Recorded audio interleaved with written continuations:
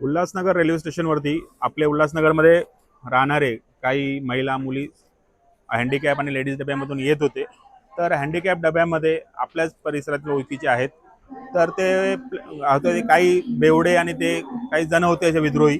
तर त्यांनी पूर्ण अश्लील चाळे करून अश्लील हावभाव किंवा म्हणजे अशा नको ठिकाणी हात लावून वगैरे सगळं म्हणजे घृणास्पद काम केलं। तर त्यांनी तिकडच्या महिलांनी वगैरे त्याला म्हणजे थोडासा चोप देऊन पोलिसांच्या हवाले केला।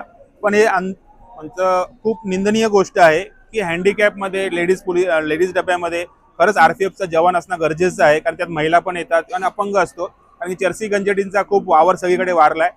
तर आमची पोलीस डिपार्टमेंटकडनं हीच विनंती आहे की त्यांनी यांच्यावरती कडक कारवाई करावी आणि ह्यांनी पुढे असा कुठला गुन्हा करू नये आणि ह्यांच्यावरती जी कारवाई होईल ती बघून दुसऱ्याने कोणी असा गुन्हा करण्याचा म्हणजे हे अजिबात प्रयत्न करू नये अशी आमची त्यांना विनंती आहे।